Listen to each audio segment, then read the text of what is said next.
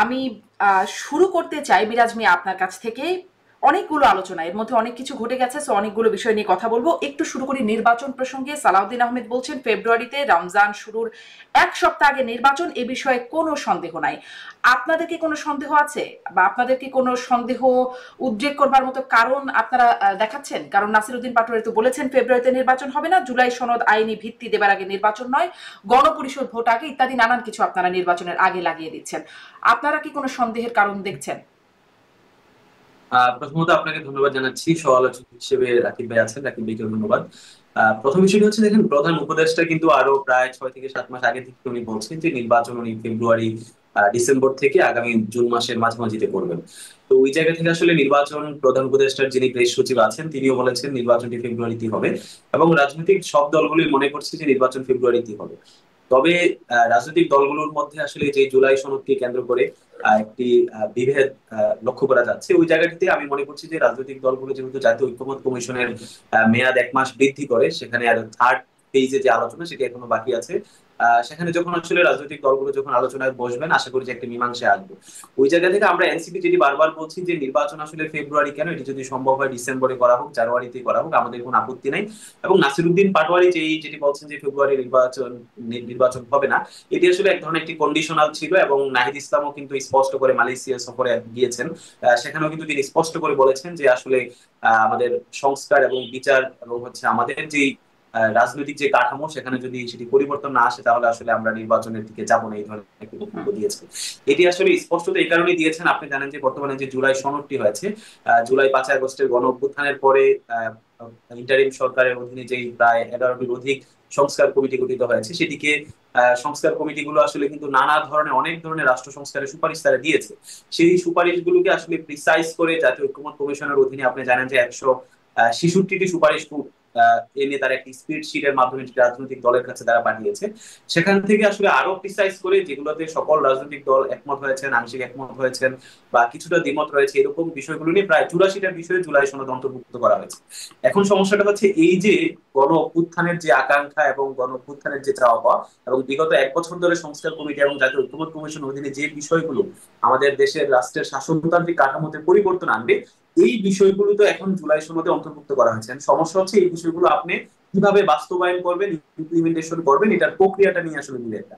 এইটা যদি আমরা যদি একটু সমাজে আমি যদি বলি, দেখেন এই প্রক্রিয়াটা নিয়ে আসলে বিএনপি যে প্রস্তাবটা তারা বারবার দিচ্ছে, তারা বলছে যে যে জুলাই সনদ যেটা আছে, যেখানে 84টা বিষয়ে সকল রাজনৈতিক দল প্রায় একমত কিংবা আংশিক একমত হয়ে একটা জায়গায় এসেছে, এই জায়গাটাতে আসলে বিএনপি তার দুইটা প্রস্তাবনা দেখাচ্ছে যে বাস্তবায়ন করার জন্য।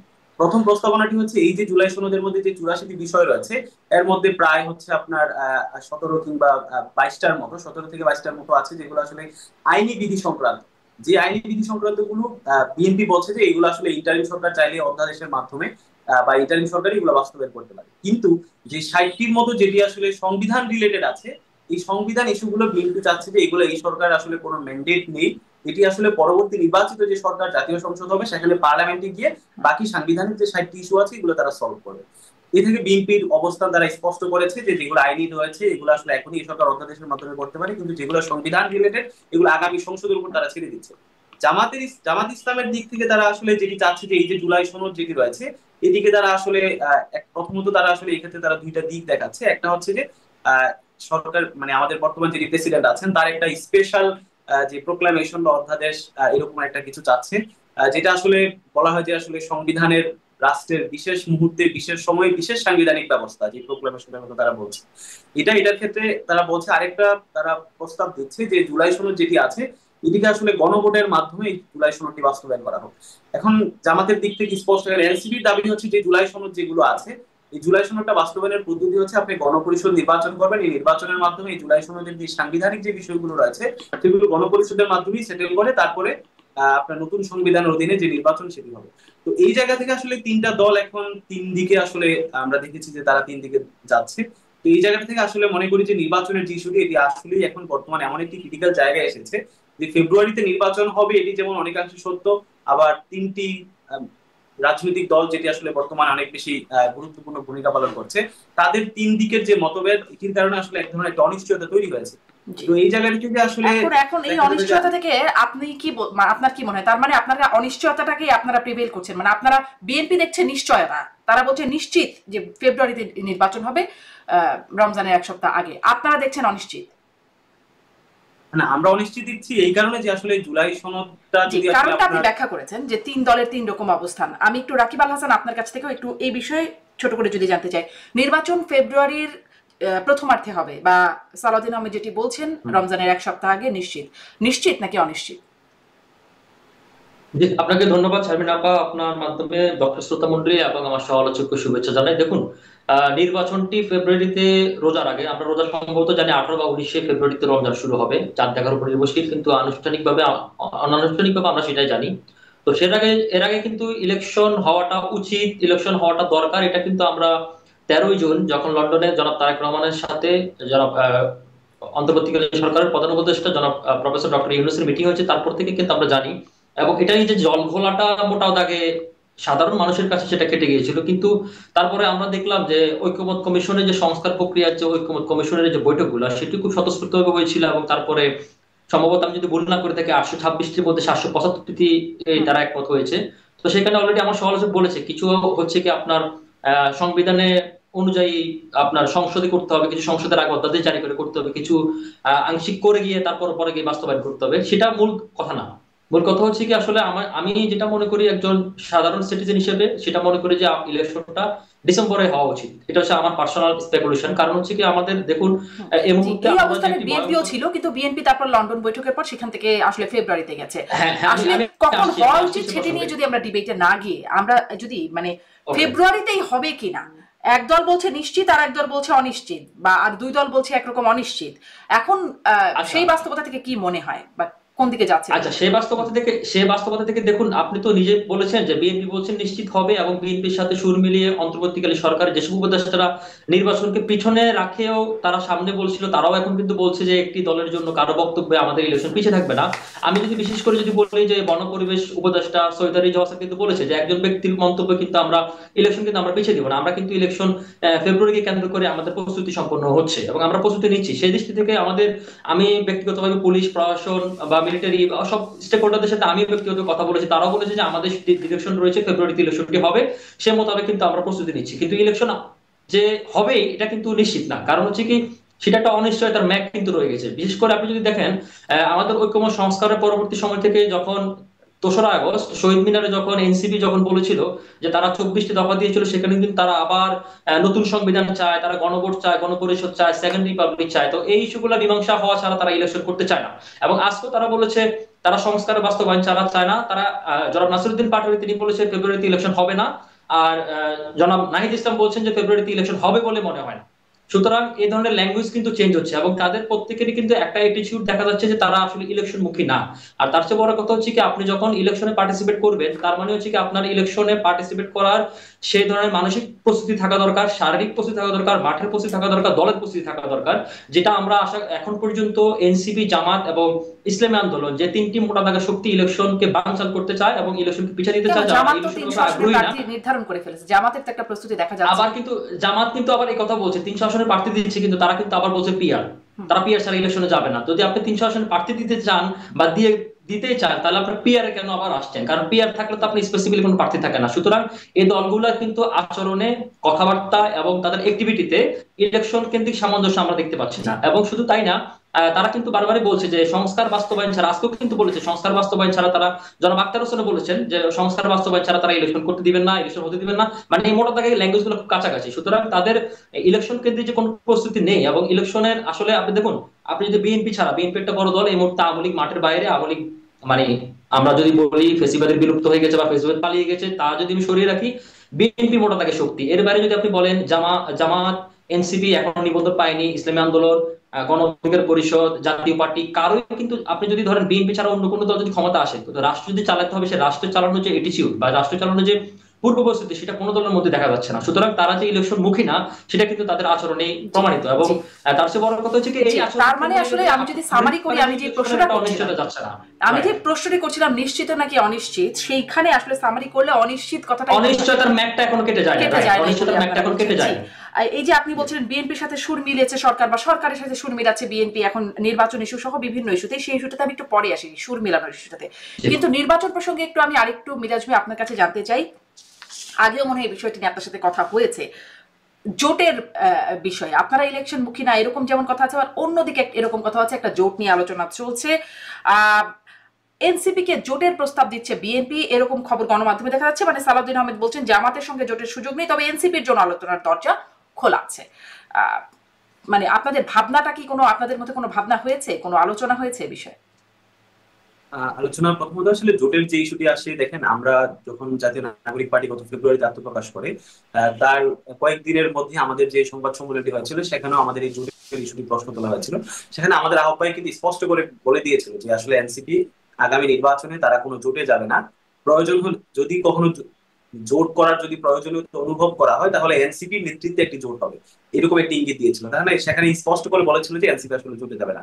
পরবর্তীতে আসলে বিএনপি থেকে এটি তাদের একটি রাজনৈতিক দল হিসেবে আপনারা জানেন যে বিএনপি তাদের যে 31 দফা আছে সেখানে তারা স্পষ্ট করে বলেছে বিএনপি যদি কখনো দেশ গঠনের সুযোগ পায় তাহলে তারা জাতীয় সরকারের দিকে যাবে, জাতীয় সরকারে তারা সকল দলগুলোকে রাখবে। তো ওই জায়গা থেকে বিএনপি হয়তোবা তারা ভাবতে পারে যে আসলে অন্যান্য যে দলগুলো আছে, জুলাই ফেসিবাদ বিরোধী যে দলগুলো আছে, তাদেরকে একসাথে নিয়ে একটি জাতীয় সরকারের প্রস্তাবনা। তবে এনসিপি থেকে আমরা যেটি আসলে স্পষ্ট করেছি এবং আমাদের লাস্ট যে জেনারেল মিটিং হয়েছে সেখানেও আমরা সিদ্ধান্ত নিয়েছি আগামী ইলেকশনে আমরা আসলে কোনো ধরনের জোটে যাওয়ার যেটি আলোচনায় আসছে বিভিন্ন সংবাদ মাধ্যমে, সেখানে কিন্তু আমরা রিজয়েন্ডারও দিয়েছি আসলে আমাদের একদম অফিসিয়ালি যে আমরা আসলে কোনো জোটের দিকে যাচ্ছি না। আর সংস্কার ইস্যুটিতে যেটি বারবার আসছে আসলে যে অনিশ্চয়তার বিষয়টি, এটি দেখেন একটি গণ অভ্যুত্থানের পরবর্তীতে যেমন আজকে মির্জা ফখরুল ইসলাম আলমগীর তিনিও কিন্তু আরেকবার স্পষ্ট করেছেন যে আসলে বর্তমান যে সংবিধানটি রয়েছে এটি আসলে আমাদের মহান মুক্তিযুদ্ধের সাথে অনেক বেশি কানেক্টেড, যে কারণে এই সংবিধানের কোনো পরিবর্তন আমরা চাই না। সংবিধানে যা কিছু পরিবর্তন হবে আগামী পার্লামেন্টে গিয়ে সংবিধানের অ্যামেন্ডমেন্ট আকারে সেগুলো পরিবর্তন হবে। কিন্তু ওই জায়গা থেকে আমরা বারবার বলেছি আসলে দেখেন সংবিধানের যে অনেক ইস্যু থাকে, যেটি আসলে দেখেন মেজর জিয়াউর রহমান যখন পঞ্চম সংশোধনী এটি নিয়ে আসেন সেটি কিন্তু আমরা দেখেছি যে পরবর্তীতে আসলে হাইকোর্টের একটি রায় কিন্তু সেই সংশোধনী বাতিল হয়ে যায়। তো এই জায়গা থেকে আসলে আমরা এনসিপি বারবার উদ্বেগ প্রকাশ করছি যে বেগম জিয়া তিনি যেটি আওয়ামী লীগের সময় ফেসিবাদে আমলে তিনি বলেছিলেন আমরা যদি কখনো সুযোগ পাই এই সংবিধান আমরা ছুড়ে ফেলে দিই। তো এই জায়গা থেকে আসলে আমরা বারবার বলছি যে আসলে এই সংবিধানে আপনি যতই অ্যামেন্ডমেন্ট করেন না কেন, আসলে এই যে জুলাই আমি যে চার্টারের কথা বললাম যে প্রায় 60টির মতো বিষয় যেগুলো সংবিধান রিলেটেড, তো এখন আপনি এই সংবিধান রিলেটেড এগুলো আসলে এতগুলো ইস্যু, প্রায় 60টির মতো ইস্যু, আপনি কতটা অ্যামেন্ডমেন্টের মাধ্যমে আসলে এগুলো সংবিধানে আপনি ইনকর্পোরেট করবেন? এটা হচ্ছে প্রথম প্রশ্ন। দ্বিতীয় প্রশ্ন যেটি দাঁড়াচ্ছে সেটি হচ্ছে ধরেন আপনার এই গত 1 বছর ধরে আপনার আলোচনা করা হচ্ছে যে আগামী পার্লামেন্টে এটি আসলে পার্লামেন্টে উচ্চকক্ষ হবে, একটি আপার হাউস থাকবে, এটি সব দল একমত, এমনকি বিএনপির 31 দফায় আছে। তো এই দলটিতে আসলে কারো কোনো নোট অফ ডিসেন্ট নাই। তো এখন আপনি যদি আসলে এই সাংবিধানিক এই ইস্যুগুলোকে যদি আপনি আগে নির্বাচন আগে যদি সেটেল না করেন তাহলে আপনার এই যে 22 সালের আপনার 26 সালের জানুয়ারি কিংবা ফেব্রুয়ারিতে যে নির্বাচনটি হচ্ছে সেখানে তো আসলে পার্লামেন্টের আপার হাউসটি হচ্ছে না। কারণ তখন আপনি যদি এটি সাংবিধানিক এই সংস্কারটুকু যদি আপনি নির্বাচনের পরে সংবিধান অ্যামেন্ডমেন্টের মাধ্যমে কি আপার হাউস নিয়ে আসেন তাহলে আপনার আপার হাউস অ্যাপ্লিকেবল হচ্ছে কিন্তু আবার 2032 সালের যে নির্বাচন হবে তখন গিয়ে অ্যাপ্লিকেবল হচ্ছে। আপনি বলছেন যে প্রাইম মিনিস্টারের যে বয়সের যে লিমিট কমাবেন, মানে 10 বছর জীবনে সর্বোচ্চ, এটি আপনি সবাই গত 1 বছর ধরে আপনারা সবাই এটা সেটেলমেন্ট করলেন। করার পরে এখন আপনি বলছেন যে এই ইস্যুটি আপনি এখন এটি অ্যাপ্লাই করবেন না, এটি আসলে আপনি অ্যামেন্ডমেন্টের মাধ্যমে ক্ষমতায় গিয়ে তারপরে সংসদে গিয়ে করবেন। তার মানে এটি অ্যাপ্লিকেবল হবে 2032 সাল থেকে। এই জায়গা থেকে আমরা কিন্তু বারবার বলে আসি এনসিপি আসলে জামাতের যে ব্যাপারটি ইস্যুটি আসলে তাদের আসলে দেখছি তাদের আসলে কোনো কনসিস্টেন্সি কিন্তু নাই। তারা একদিকে যেমন যেটি রাকিব ভাই বলবো, একদিকে তারা পিয়ার পদ্ধতি কিন্তু তারা এটা রিসেন্টলি নিয়ে আসছে যে আমরা লোয়ার হাউসে পিয়ার চাচ্ছি, একদিকে আবার তারা 300 আসনে তাদের মনোনয়ন দিয়ে দিয়েছে, আবার একদিকে তারা এখন বলছে যে তারা আসলে গণভোট আকারে চাচ্ছে। গণভোট আকারে চাইলে আসলে দেখা যাচ্ছে আপনার যে জুলাই যে চার্টারটি রয়েছে এটি আসলে সংবিধানের উপরে উঠতে উঠে যায়। কিন্তু একটা রাষ্ট্রের আইনের যে হায়ারার্কি হচ্ছে আপনার রাষ্ট্রের স্বাধীনতার সময় রাষ্ট্রের যে প্রোক্লামেশন বা স্বাধীনতার যে ঘোষণাপত্র থাকে আইনের হায়ারার্কিতে সেটি থাকে সর্বোচ্চ, তারপরে দ্বিতীয় সর্বোচ্চ থাকে রাষ্ট্রের যে কনস্টিটিউশন, তারপরে হচ্ছে রাষ্ট্রের যে অধ্যাদেশ বা গণভোটের মাধ্যমে যে সকল বিধিগুলো হয় সেগুলো। এখন এরকম একটি পরিস্থিতি আসলে জামাতের মধ্যে একটা ইনকনসিস্টেন্সি আমরা লক্ষ্য করতেছি। কিন্তু এনসিপি কিন্তু দেখেন একদম যেদিন নাগরিক কমিটি গঠিত হয়, নাগরিক কমিটি এবং যে বৈষম্যবিরোধী ছাত্র আন্দোলনের নেতৃত্বে কিন্তু এনসিপি গঠিত হয়। বৈষম্যবিরোধী ছাত্র আন্দোলন 2024 সালের আপনি যদি দেখেন অক্টোবরের দিকে তাদের যে 5 দফা দাবি ছিল সেখানে কিন্তু আসলে সেকেন্ড রিপাবলিক, নতুন কনস্টিটিউশন এটা দাবি দিয়েছিল। নাগরিক কমিটি যেদিন আত্মপ্রকাশ করে তার যে 8টা দফা এবং ছিল এই বিষয়গুলোর সাথে কনসিস্টেন্টলি আবার বিএনপি এগুলোর সাথে একমত হয় না। সেকেন্ড রিপাবলিক বা গণপরিষদ নির্বাচন, সংবিধান পুনর্লিখন, এই বিষয়গুলোর সাথে একমত হয় না। একমত হওয়ার প্রক্রিয়ায় আপনারা আছেন, জুলাই সনদ বাস্তবায়নের কথা বলছেন, কিন্তু আমি একটু জুলাই সনদ নিয়ে যখন এখন এত বিষয় রয়ে যাচ্ছে, কারণ জুলাই সনদ বাস্তবায়নের পদ্ধতি না হলে নির্বাচন নয়, নাহিদ ইসলামও তেমনটি বলছেন, সেখানে আমি একটু সার্জিস আলমের একটা পোস্ট ফেসবুকে তিনি করছেন, আমি একটু সেটি উল্লেখ করতে চাই। তিনি বলছেন, জুলাই সনদের মাধ্যমে মৌলিক সংস্কার বাস্তবায়নে যারাই বাধা হয়ে দাঁড়াবে তাদের মুখোশ জনগণের সামনে উন্মোচন করা হবে। জুলাই সনদ বাস্তবায়নের নিশ্চয়তার পর অন্য আলাপে শুরু হতে পারে, তার আগে না। উপদেষ্টা হোক আর রাজনীতিবিদ, কাউকেই ছাড় দেওয়া হবে না। সাধু সাবধান, কে কি করছেন কিংবা করতে চাচ্ছেন কোনো কিছু গোপন থাকবে না। শেখ হাসিনা তো যান নিয়ে পালাইতে পারছে, আপনারা সেটাও পারবেন না। জনগণ এত ভালো না। কঙ্কালতন্ত্রের পশ্চাৎ অংশের মধ্যবর্তী মাংসল ক্ষেত্র দিয়ে সকল ক্ষমতা ভরে দেওয়া হবে। আমি আসলে জানি না আপনারা কিভাবে এটাকে ব্যাখ্যা করবেন, কাদের উদ্দেশ্যে এই বার্তাটা দিচ্ছে মিরাজ মিয়া, মানে সাজিদ আলম, কাদের মুখোশ উন্মোচন করা হবে, সেই মুখোশ আপনাদের কাছে উন্মোচিত কিনা? দেখেন, এই ইন্টারিম গভর্নমেন্ট আসলে যেই প্রত্যাশা নিয়ে আসলে গঠিত হয়েছে, আমরা বারবার দেখতে পাচ্ছি যে তাদের, এর আগেও আমি একটি ব্যাখ্যা বিশ্লেষণ করেছি। দেখেন, আপনার যে এই যে জুলাই চার্টারটি আপনি করলেন, এই চার্টার করার আগে হচ্ছে আপনি ঐকমত্য কমিশন যে স্প্রেডশিটটি 166টি সংস্থা নিয়ে সকল রাজনৈতিক দলের কাছে পাঠিয়েছে, তখন কিন্তু সেখানে আরেকটি অংশ ছিল সেই স্প্রেডশিটই, যে আসলে আমরা যেই বিষয়গুলোতে একমত হব, এই বিষয়গুলো আসলে বাস্তবায়নের প্রক্রিয়াটা কি হবে, এটিও কিন্তু আসলে জুলাইয়ের ওই যে ঐকমত্য কমিশনের যে চার্টারটি ছিল সেখানে ছিল। তো ওই জায়গা থেকে আসলে সেখানে 6টি পদ্ধতি ছিল, যে আমার আসলে যে বিষয়গুলোতে সকল রাজনৈতিক দল একমত হবে এটা বাস্তবায়নের প্রক্রিয়া হিসেবে, যেমন তাদের 6টি বিষয় ছিল, যে একটা হচ্ছে গণভোট, গণভোটের মাধ্যমে আমরা জুলাই সংসদে বাস্তবায়ন করবো। আরেকটা ছিল যে পরবর্তী সংসদ, নির্বাচিত সংসদে এসে তারা পার্লামেন্টে বাস্তবায়ন করবে। আরেকটা পদ্ধতি সেখানে উল্লেখ ছিল যে গণপরিষদের মাধ্যমে এই ব্যাপারগুলো সেটেল করে তারপরে নির্বাচন হবে, তারপরে হচ্ছে এটা হবে সেখানে। আর আরেকটা ছিল যে সরকারের যে অধ্যাদেশ, ইন্টারিম গভর্নমেন্ট। এরকম মোট 6টা পদ্ধতি ছিল। এখন সরকার দেখেন এই 6টা পদ্ধতি মানে আলোচনা না করে এখনো রাজনৈতিক দলগুলোর সাথে বসে একটা সুনির্দিষ্ট বাস্তবায়ন, যে সরকার কিন্তু একটা সুনির্দিষ্ট হতে হবে, যে আমি এটা পরবর্তী সংসদের কাছে ছেড়ে দিচ্ছি, এটা সুনির্দিষ্ট, অথবা আমি গণভোটের দিকে যাচ্ছি, অথবা আমি গণপরিষদের দিকে যাচ্ছি। সরকার এই ব্যাপারটা কিন্তু আসলে এখনো সেটেল করে না। সেটেল না করে আপনি যখন লন্ডন বৈঠকে আসলে নির্বাচনের ঘোষণাটি আপনি দিয়ে দেন, আমরা মনে করছি যে এটি আসলে জুলাই গণ অভ্যুত্থানের সাথে এটি আসলে সাংঘর্ষিক। এবং জুলাইয়ের যে ঘোষণাপত্রটি প্রফেসর ইউনূস স্যার যেটি পাঠ করলেন, সেখানেও কিন্তু আসলে তিনি বলে দিয়েছেন যে স্পষ্ট করে একদম 27 কিংবা 28 নাম্বার ধারাতে, যে এই জুলাই ঘোষণাপত্রটি পরবর্তী নির্বাচনে নির্বাচিত সরকার এসে তারা যখন সংবিধানটি সংশোধন করবে সেখানে এটিকে স্বীকৃতি দেবে। অথচ একদিক থেকে তিনি কিন্তু আবার এই জাতীয় ঐকমত্য কমিশনের সভাপতি হিসেবে আছেন, এবং এই জাতীয় ঐকমত্য কমিশন এই বিষয়টি এখনো আনসেটেল, এটি এখন আনডিফাইন্ড যে এটি আসলে কিভাবে বাস্তবায়ন হবে। কিন্তু তার আগেই এখানে যখন আনসেটেল রেখে তিনি আপনারা তার তার আগে বিরোধিতা করছেন যে তার আগে এটা বলে দেওয়াটা বিরোধিতা করছেন। আসলে ইন্ডিয়ান গভর্নমেন্ট আসলে তার একটি সুনির্দিষ্ট পথরেখা দেওয়া উচিত, যে আসলে আমরা জুলাই সনদটি কিভাবে বাস্তবায়ন করব। কিন্তু কে কি করছেন কিংবা করতে চাচ্ছেন কোনো কিছুই গোপন থাকবে না। শেখ হাসিনা তো জান নিয়ে পালাইতে পারছে, আপনারা সেটাও পারবেন না। কাদেরকে বলছেন এই কথাটা? সার্জিস আলম। সার্জিস আলম এটা তার আসলে যে ফেসবুক পোস্ট দিয়েছেন, এটার ভাবার তো কি তিনি ভালো করে বলতে পারবেন। তবে যতদূর আসলে অনুমান করা যাচ্ছে, আসলে এই যে জুলাই সনদ সংস্কার, তারপরে বিচার নিয়ে আসলে সরকারের মধ্যে এক ধরনের যে ইনকনসিস্টেন্সি, অনীহা, বা জুলাইয়ের যে আকাঙ্ক্ষা, সেটা আসলে তারা কতটুকু ধারণ করেন, এটা নিয়েও আসলে এক ধরনের সন্দেহ তৈরি হয়েছে। তো এই জায়গা থেকে আসলে সার্জিস সরকারকে উদ্দেশ্য করে কিংবা ওভারঅল যারা আসলে এটার বিরোধিতা করছে সবাইকে উদ্দেশ্য করে হয়তো বলেছে, মানে সরকারকে উদ্দেশ্য করে, মানে সরকার আসলে জান নিয়ে পালাইতে পারবে না, সরকারে যারা আছেন তারা, এরকম কিছু না। আমি যেটা আসলে রিড করতে পেরেছি ওই পোস্টটা পরে, যেটা আপনি এখন পড়লেন, এটা আসলে আমি যেটা বুঝতে পারছি যে এই যে সংস্কার নিয়ে যারা আসলে কোনো সুনির্দিষ্ট রূপরেখা না দিয়ে আপনার মানে এক ধরনের নির্বাচনের দিকে চলে যাওয়া, একটা দলের দিকে হেলে যাওয়া, যেটা আসলে রাকিব ভাই কিছুক্ষণ আগে বললেন, যেটা আসলে সরকারি করছে, সরকারি তো আসলে নির্বাচনের দিকে যাচ্ছে, বা আর কারা নির্বাচনের দিকে আগাবে, সরকারের হাতে সেটি। তাহলে সরকারের ক্ষেত্রে এর জন্যই এই এক রকমের থ্রেট, যে শেখ হাসিনা জান নিয়ে পালাইতে পারলেও আপনারা সেটা পারবেন না, এবং তারপর আরো অনেক থ্রেট। এই যে থ্রেট, রাকিব আল হাসান, থ্রেটের বিশেষ করে শেষের দিকের যে লাইনগুলো, এগুলো কি খুব মানে সুন্দর লাইন বা শ্লীল যেটাকে বলি সেরকম ভাষা বলে মনে হয়? না, আমার কাছে তুমি মনে হয় এবং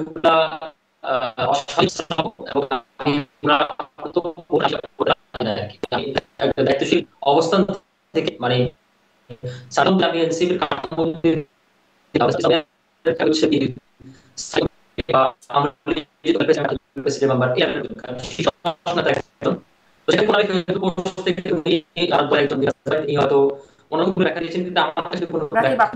আপনার কথা শুনতে পাচ্ছি না ঠিক মতো, আপনার মনে হয় নেটের সমস্যা হচ্ছে, কানেকশনে মনে হয় সমস্যা হচ্ছে আর কি, ভেঙে ভেঙে যাচ্ছে কথাগুলো।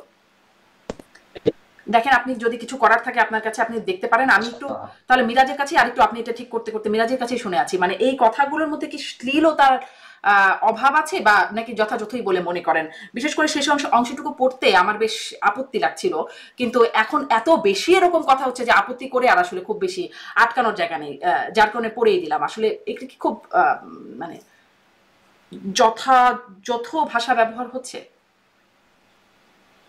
দেখেন, 5ই আগস্টের পরে আমরা আসলে সবাই যে ধরনের রাজনৈতিক সংস্কৃতির, আমরা কিন্তু আসলে রাজনীতির শাসনতান্ত্রিক কাঠামোরও যেভাবে সংস্কার চেয়েছি এবং রাজনীতির সংস্কৃতিতে কিন্তু আমরা একটা ইতিবাচক সংস্কার চেয়েছি। তো ওই জায়গা থেকে আসলে আমরা রিসেন্টলি দেখতে পাচ্ছি যে আসলে রাজনীতিবিদদের মধ্যে এই ধরনের ভাষাগত যে দৃষ্টিকটু, যে ভাষার যে ব্যবহার, এটি আসলে এই বর্তমান সিচুয়েশনে কিছুটা বেড়ে যাচ্ছে বলে আমার কাছে মনে হচ্ছে। সার্জিস আলম তার পোস্টের একদম শেষের দিকে যেই শব্দ ব্যবহার করেছেন, আমি জানি না তিনি কোন উদ্দেশ্যে বা ভাষা তার আরেকটু মার্জিত হওয়া উচিত ছিল। একইভাবে আমরা দেখছি যে আসলে অন্যান্য রাজনৈতিক দলগুলোর মধ্যে, যেমন হচ্ছে ব্যারিস্টার রুমিন ফারহানা আপা, উনিও একজন গুরুত্বপূর্ণ ব্যক্তিত্ব, একজন রাজনীতিবিদ হিসেবে উনিও যে ধরনের সাম্প্রতিক সময় যে ধরনের ভাষা ব্যবহার করছেন, আমরা আসলে মানে তারপরেও কি ওই শব্দগুলো বলতে, মানে ধরেন রুমিন ফারহানার সেই শব্দটি নিয়ে আপত্তিকর শব্দ, নিঃসন্দেহে আমি বলতে পারি যে উনি আহ, ফকিন্নির ফকিন্নি বলেছেন সম্ভাবনা, বা ফকিন্নির বাচ্চা এরকম কিছু একটা বলেছেন একদম। কিন্তু সেই ধরেন আমরা আমাদের যে সংস্কৃতি, আমরা গুরুজনদের সামনে কিছু শব্দ কিছু ভাষা বলতে বা শুনতেও খুব অপ্রস্তুত হয়ে যাই ইদানিং সময়ে। মানে তরুণদের মধ্যে এই শব্দগুলোর বেশি উচ্চারণ দেখছি। ফকিন্নি শব্দটা মোটামুটি আমরা শুনলে খুব লজ্জা লজ্জা লেগে যায় না আমাদের, কিন্তু কিছু কিছু শব্দ আছে শুনলে আমাদের লজ্জা লাগে, বলতে আপত্তি হয়, শুনতে আপত্তি হয়। আপনাদের এর মধ্যে এই বিষয়গুলো বেশি আসছে। আপনি সার্জিস আলমের কথাটা বলছিলেন, আমি একটু হাসনাত আবদুল্লারও একটা পোস্ট একটু একটু বলতে চাই। কদিন ধরে আমরা আওয়ামী লীগের বিভিন্ন সেলে দেখেছি এই সিডিআই শব্দটির ব্যবহার বেশ হচ্ছে, কিন্তু শীর্ষ কোনো নেতাদের কাছ থেকে আমি দেখি নাই, অন্তত থাকলে হয়তো আমি সেটা ফলো করতে পারি নাই। কিন্তু আমি দেখছি হাসনাত আবদুল্লাহ, আপনাদের দলের শীর্ষ নেতা একজন, তিনি এরকম লিখছেন, খুনি হাসিনা, ওই সিডিআই, আওয়ামী লীগের কালচারাল ফ্যাসিজম, বাংলাদেশের জনগণের পক্ষে না দিয়ে যখন একটি এস্টাবলিশমেন্টের বিরুদ্ধে বা একটি ফেসিস্ট রাষ্ট্র কাঠামোর বিরুদ্ধে যখন এই ধরনের একটি বিপ্লব সংগঠিত হয় বা গণঅভ্যুত্থান আপনি যাই বলেন না কেন, তখন আসলে ভাষাগত দিক থেকে আসলে কিছুটা বিপ্লবিক বা পরিবর্তন এই ধরনের আসে। কিন্তু আমরা আসলে যেটা চেয়েছিলাম এগুলোকে যে আসলে বিপ্লবী ভাষা বলে? না না, আমরা যেটা বলেছিলাম যে আসলে তখন এই ধরনের ভাষার ব্যবহারটা কিন্তু তখন থেকে শুরু হয়। মানে বাজার যে আন্দোলনটি যখন সরকার পতনের দিকে মুভমেন্ট নেয়, আপনি যদি খেয়াল করেন, মানে জেনজি বা ইউনিভার্সিটি স্টুডেন্ট পর্যায়ে যারা তখনকার পোস্ট গুলো যদি আপনি লক্ষ্য করেন, এই ধরনের ভাষা কিন্তু আসলে তখন থেকে শুরু হয়। তো আমার কাছে যেটি মনে হচ্ছে আসলে এই যে জুলাই গণঅভ্যুত্থানের আসলে যেই ধরনের একটা স্পিরিট ছিল, মানে যেই ধরনের একটা উদ্দীপনা, ওই জায়গা থেকে আসলে তাদের যে প্রত্যাশা ছিল সংস্কার, তারপরে রাষ্ট্রের বিচার, একটি নতুন বাংলাদেশ, ওই জায়গা থেকে আসলে এখন এই ভাষাগুলো ব্যবহার করা হচ্ছে। তো ওই জায়গা থেকে আমি মনে করছি যে আসলে এই ধরনের ভাষা আসলে ব্যবহার করা উচিত না।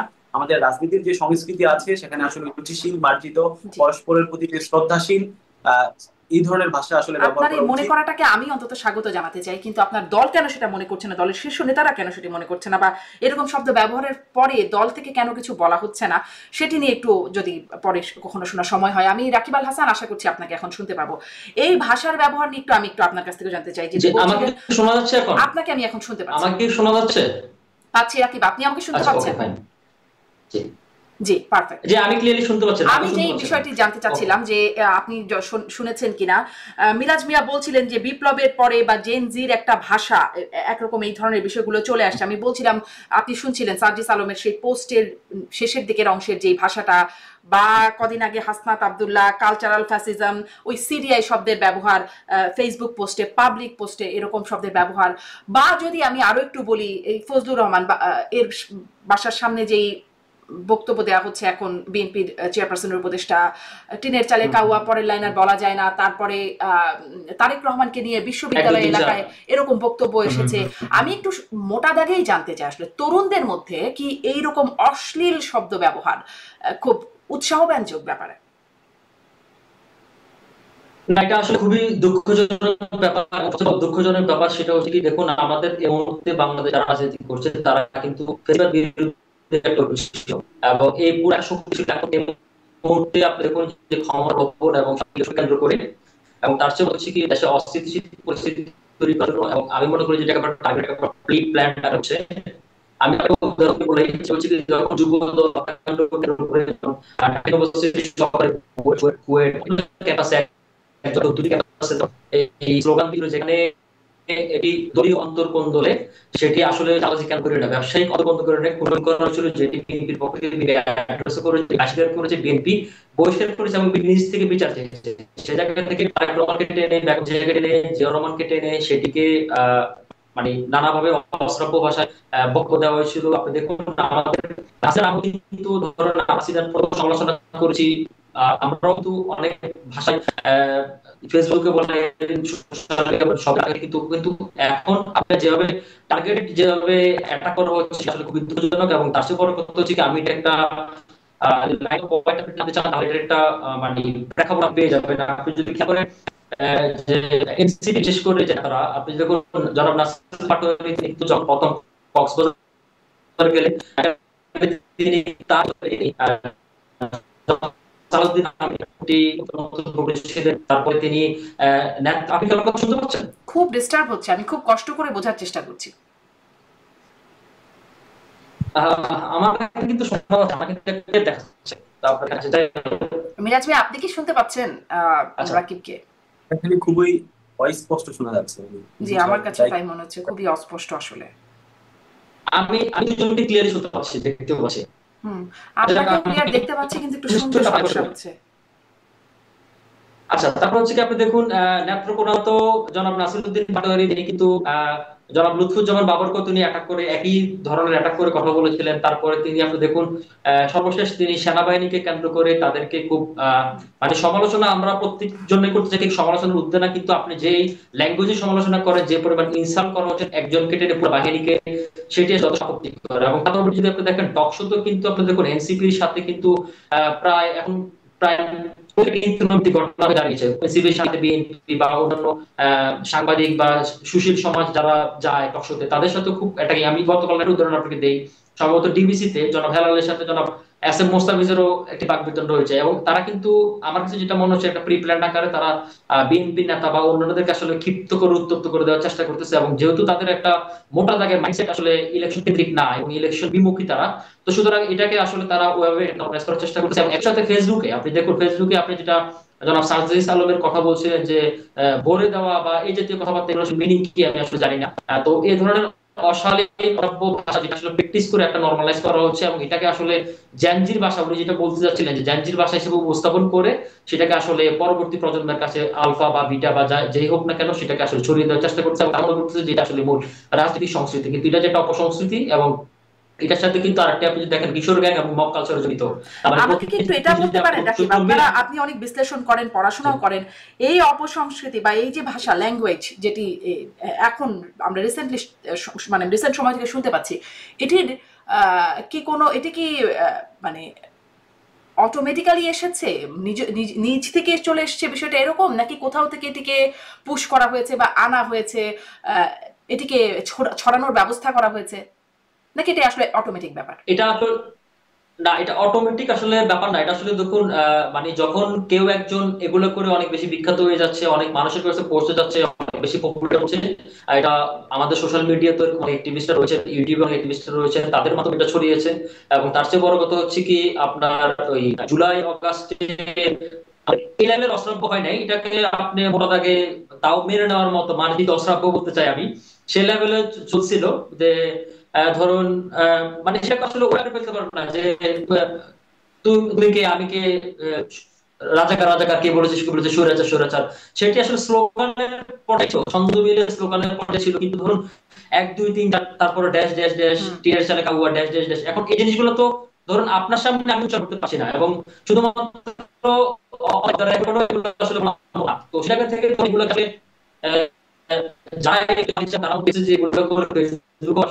কামানো যায় এবং কিছু মানুষেরও মানে জনশ্রুতি অর্জন করা যায়, মানুষের সাপোর্ট অর্জন করা যায়। একটা জিনিস ব্যাপারটা হচ্ছে দেখুন এনসিপির আসলে একটু ক্রিটিক করতে চাই, দেখুন এনসিপি কিন্তু আসলে সবকিছু ফেসবুক কেন্দ্রিক মনে করতেছে। তখন ফেসবুকে কারো বিরুদ্ধে আপনার বিরুদ্ধে যদি আমি একটু বলি বা অন্যান্য কারো বিরুদ্ধে যদি আমি একটু বলি তাহলে কিছুটা লোক আসে।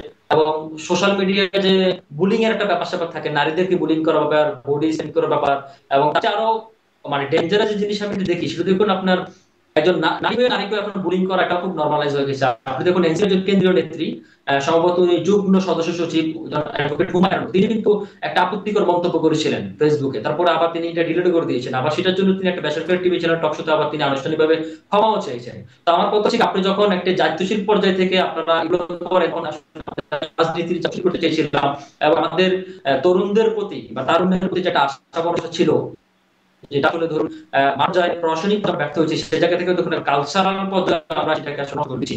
তার চেয়ে বড় কথা হচ্ছে আপনি দেখুন আমাদের কিন্তু মানে রাজনৈতিক পরিচয় মানুষের একমাত্র পরিচয় না, আমাদের রাজনৈতিক পরিচয়ের বাইরে সামাজিক পরিচয় রয়েছে, একটি মানবিক পরিচয় রয়েছে। সবকিছুকে আসলে রাজনৈতিক পরিচয়ের ঊর্ধ্বে নিয়ে যাওয়াটা আমি মনে করি যে এটা আসলে ব্যাড কালচার এবং ব্যাড প্র্যাকটিস। তো সেটা থেকে আসলে আমাদের ধরুন আমাদের রাজনীতি, ইলেকশন আসবে, ইলেকশন যাবে, গণ অভ্যুত্থান হবে, সরকার পতন হবে, সরকার আসবে, এই জিনিসগুলো চলমান প্রক্রিয়ার অংশ। কিন্তু আমরা যে ধরুন আমরা আমাদের রুট এডুকেশন অফ কালচারের যে ঘাটতিগুলো দেখা যাচ্ছে, সেগুলো কিন্তু এই ক্ষতটা কিন্তু আসলে যুগ যুগ ধরে আমাদের বোঝাতে হবে, এবং এই জিনিসগুলোতে আসলে আমাদের রাষ্ট্রের যারা দায়িত্বশীল তাদেরকে যেমন দায়িত্বশীল করতে রাখতে হবে, যারা রাজনীতিবিদ, শিক্ষাবিদ, সেই দায়িত্বশীলতার জায়গা থেকে আমি একটু মিরাজ মিয়ার কাছেও যেতে চাই যে আপনাদের দায়িত্বশীল নেতাদের কাছ থেকে এরকম বক্তব্য আসছে, এই বিষয়টা আমি বলছিলাম যে আপনি ব্যক্তিগতভাবে এগুলো মানে এটির আপত্তির আপনার নিজস্ব একটা অ্যানালাইসিস জানাচ্ছেন, কিন্তু দল থেকে এটির বিষয়ে আসলে কি কোনো মানে কোনো অবস্থান নাই?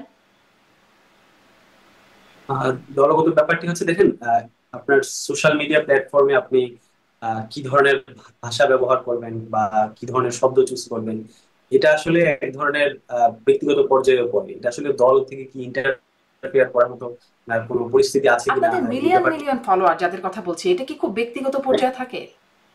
আপু, আমি যে জায়গাটা বলছি যে আসলে এই ধরনের শব্দ আমি নিজেও সাপোর্ট করছি না। আমি বলছি যে এই ধরনের শব্দ পরিহার করা উচিত। পারস্পরিক যে শ্রদ্ধাবোধ, ভাষাগত যে সংযোগ এটা থাকা উচিত। তো এই জায়গা থেকে আসলে আমাদের মনে করছি যে জুলাই গণঅভ্যুত্থান পরবর্তীতে রাজনৈতিক ইতিবাচক সংস্কৃতির অংশ হিসেবে এই ধরনের ভাষা যেন তারা আর ব্যবহার না করে, এই বিষয়টি আসলে আমি তাদের ব্যক্তিগতভাবে বলবো, এবং দলকেও আমি আসলে জানাবো যেন ভাষাগত সংযোগটা ঠিক থাকে। তবে আসলে এই যে জুলাই সিডিআই নামে যে শব্দটা, আসলে এই শব্দটা আসলে আসার যে একটা প্রেক্ষাপট, এই প্রেক্ষাপটও কিন্তু আছে। আমরা দেখেছি জুলাই গণঅভ্যুত্থানের পরে ডক্টর ইন্টারিম সরকারের অধীনে যখন নানা ধরনের দেখতেছি আইন শৃঙ্খলার পরিস্থিতি অনেক অবনতি, খারাপ, বিভিন্ন জায়গায় মব তৈরি করা হচ্ছে, তখন কিন্তু আসলে আওয়ামী লীগের মানে পতিত সরকার যারা, তারাই কিন্তু আসলে জুলাই সিডিআই এই শব্দটি আসলে তারা ব্যবহার শুরু করে। ওই জায়গা থেকে আসলে পরবর্তীতে হ্যাঁ, আমরা তারপরে আওয়ামী লীগকে কপি করলেন হাসনাত আব্দুল্লাহ। এই জায়গা থেকে আসলে এটি ছাড়াও আসলে এই অন্তর্বর্তী সরকার উপর যে ধরনের প্রত্যাশা ছিল, যে ধরনের সংস্কার ছিল, এটি করতে যখন তারা ব্যর্থ হচ্ছে বা বিভিন্ন ধরনের ধরেন এই গণ অভ্যুত্থানের পরে রাষ্ট্রে আসলে একটা রেডিক্যাল পরিবর্তন প্রয়োজন, ওই জায়গা থেকে আসলে জেনজি জেনারেশন, এই তরুণ প্রজন্ম যখন দেখতেছে তারা আসলে হতাশ হচ্ছে, সরকার আসলে অনেক কিছুই আসলে তারা বৈপ্লবিক যে পরিবর্তন বা গণ অভ্যুত্থান পরবর্তী যে ধরনের সংস্কার প্রয়োজন সেটি করতে যখন ব্যর্থ হচ্ছে বা বিভিন্ন সুশীলতা দেখাচ্ছে, ওই জায়গা থেকে কিন্তু এই ধরনের শব্দগুলা ধীরে ধীরে রাজনৈতিক যে সংস্কৃতিতে এগুলো কিন্তু ইনফিল্ট্রেটেড হচ্ছে।